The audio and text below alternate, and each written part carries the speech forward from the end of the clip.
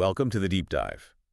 Today, we're getting into something really core to the Philippines, its election law. Yeah, it's fundamental. Think of it as understanding how leaders are chosen, who gets to say, the whole framework. Exactly. We've pulled together quite a bit here. The Constitution, obviously, Yeah. the Omnibus Election Code, Fair Election Practices Act, Automated Election Law. Kamelic resolutions, even some international law principles. It's pretty comprehensive. So our mission today. Well, it's really to boil it all down, to give you the key takeaways, a clear picture of the process, your rights as a voter, and, how it's all supposed to work. All right, let's jump right in.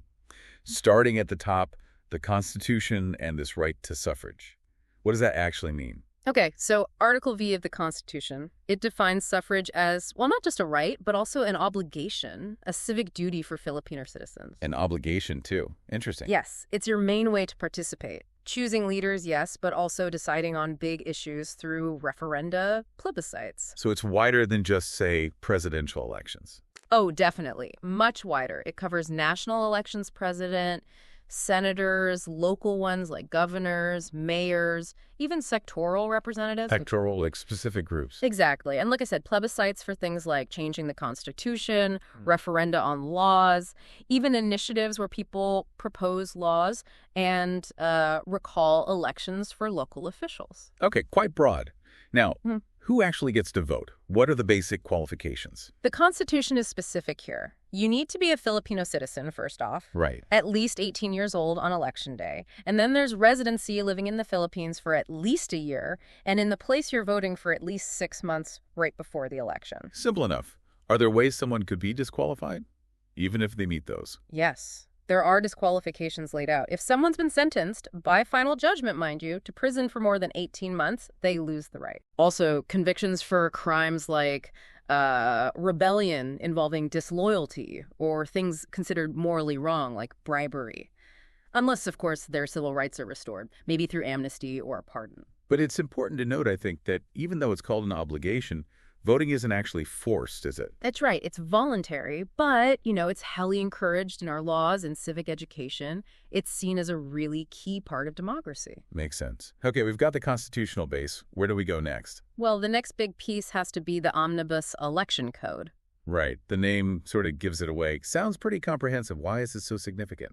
Think of it as the main rule book for elections. It dates back to 1985 and basically pulled together lots of scattered election laws into one big statute. A consolidation. Exactly. It lays out the detailed procedures for, well, almost everything in the election process. So it sets the calendar, the rules of engagement, the do's and don'ts. Precisely. It defines what's called the election period. And that's usually quite long, starts 90 days before the election, runs until 30 days after. 90 days before, wow. Yeah, and during that time, certain things are banned or restricted to keep things fair. Like what kind of things? Well, the most famous one is probably the gun ban, no carrying firearms in public. Okay. There are also limits on moving civil service employees around or creating new government jobs unless it's really urgent. The idea is to stop political gamesmanship, right before or after the vote. Right, preventing undue influence. Yeah. What about the actual campaigning? Does the Omnibus Code regulate when that happens? Yes, absolutely. It sets specific campaign periods. For national candidates, president, VP, senators, it's 90 days. And for local candidates, it's shorter, just 45 days. These timelines dictate when official campaigning can actually start and when it has to stop. And before all that, people obviously need to register. Yeah. How does the code handle voter registration? Well, the code gives the detailed rulemaking power to COMELEC, the Commission on Elections. COMELEC again. Yes. But, importantly, the code mandates when registration has to stop, usually 120 days before a regular election, 90 days before a special one. This gives COMELEC time to finalize the voter lists. Got it. Now, when does someone officially become a candidate? According to the Omnibus Code, you're a candidate once you've formally filed your Certificate of Candidacy, your COC, for a specific office. And you can only run for one job at a time, I assume? That's a key rule, yes. One person, one office per election, no filing for multiple spots. Keeps things clear.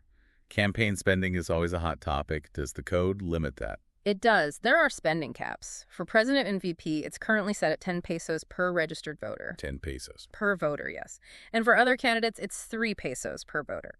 Now, the code also has rules about using mass media, TV, radio time. But are those limits really effective? That often gets debated, doesn't it? That's a very fair point. Enforcement and the adequacy of those limits are definitely ongoing discussions. And there's that rule about public officials having to resign if they run for something else. Generally, yes. If you hold an appointive government position, you're automatically considered resigned when you file your CSE. Automatically. Yes.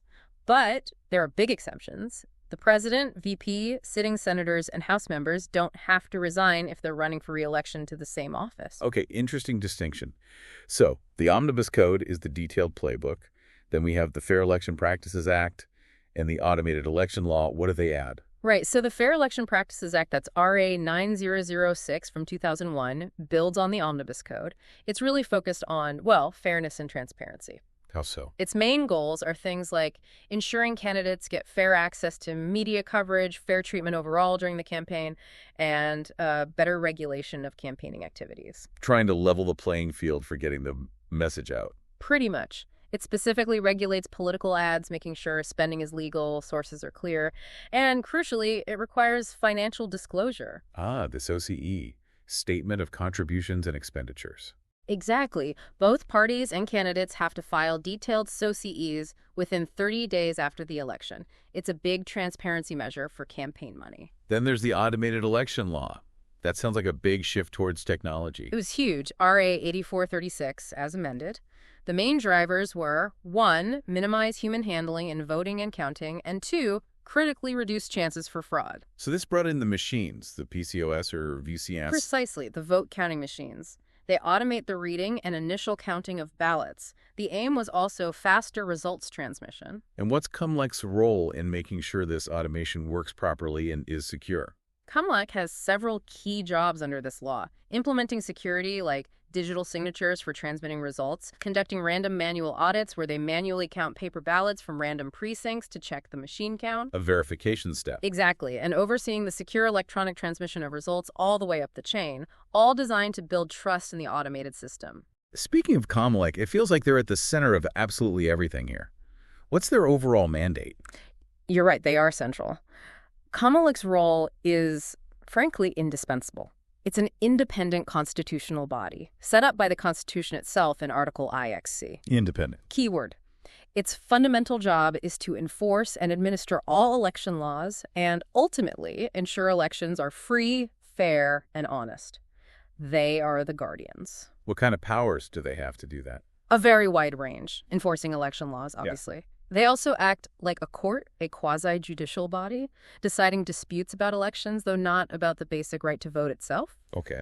They supervise all aspects of elections, registration of voters, parties, candidates, citizen observer groups, and importantly, they can investigate and prosecute election law violations. They even recommend changes to election laws to Congress. So they're not just referees. They can suggest rule changes, too. What if someone disagrees with the CUMLEC decision? Is there an appeal? Yes. Even though they're independent, their decisions can be reviewed by the Supreme Court, usually through what's called a petition for certiorari. The Supreme Court looks at whether CUMLEC acted with grave abuse of discretion, basically going beyond its powers. But the SC typically doesn't re-examine the facts CUMLEC found. Okay, rules, tech, the overseeing body. But, disputes happen, alleged violations. How are those resolved? What's the legal recourse?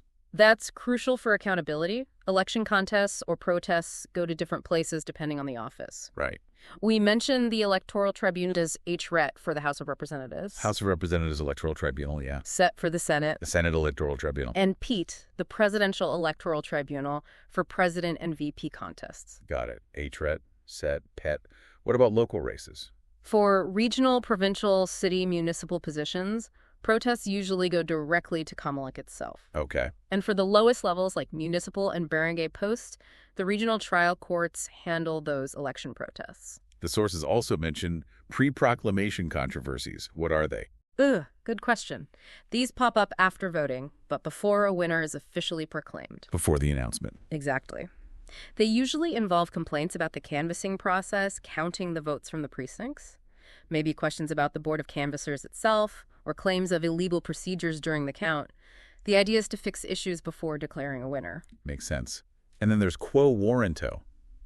Sounds very legalistic. It is. A quo warranto petition basically challenges someone's eligibility to hold the office they won. So not about the voting, but whether they were qualified in the first place. Precisely. Do they meet the legal requirements for the job? And there's a super short deadline. You have to file it within 10 days of the winner being proclaimed. It's like asking, by what authority do you hold this office? And then, sadly, there are outright election offenses. Illegal acts. What are some major ones, and what happens if you're caught? Yeah, unfortunately, there's a list. Big ones include vote buying, obviously, and selling. Any kind of coercion or threats to influence votes. Intimidation. Definitely. Fraudulent registration, voting multiple times, tampering with ballots or results, messing with the automated systems, unauthorized printing of ballots, too. The penalties must be serious for those. They are. Election offenses carry prison time, typically 1 to 6 years. Plus, you can be permanently disqualified from holding public office, and you can lose your right to vote yourself. It underscores how seriously the law takes protecting the election's integrity. Good to know those mechanisms exist. Now, shifting slightly, how does all this Philippine law line up with international standards? Are we in sync globally? That's an important check for any democracy. And yes, generally, Philippine election law aligns well with international human rights norms. How so? Mainly through treaties the Philippines has signed. The big one is the Universal Declaration of Human Rights. Article 21 talks about the right to take part in government, freely chosen representatives, genuine periodic elections, universal suffrage, secret ballot. The foundational stuff. Exactly. And then there's the International Covenant on Civil and Political Rights, the ICCPR. It echoes those rights: participate in public affairs, vote, be elected, genuine elections, secret ballot, free expression of voter will. Any regional standards, too? Yes. Even the ASEAN Human Rights Declaration reflects the right to participate in political life through free elections. So the core principles of our election law are very much in step with global standards for democratic participation. This has been really comprehensive. We've gone from the Constitution through the specific laws, COMELEC, disputes, even the international angle. If you had to boil it down, what's the main takeaway for listeners? I think the core message is that this whole body of law built on the Constitution, detailed in statutes, and reflecting international norms is absolutely vital for democratic governance here. It sets the rules of the game. It sets the rules, establishes the fundamental right to participate, and provides ways to ensure accountability and address problems. It's the framework for the people's voice. And the institution holding it all together. Without a doubt, it comes back to COMELEC. As an independent enforcer and administrator, its role in protecting the integrity of the process and safeguarding that expression of the people's will is just pivotal. So, reflecting on all this complexity, the laws, the safeguards, here's something for you to think about. What do you see as the biggest ongoing challenge to making sure elections in the Philippines are truly free, fair, and credible? Or maybe, how can understanding these laws better empower you personally as a citizen to be more engaged in the country's democratic path? Definitely some food for thought as we wrap up this deep dive. Thanks for joining us.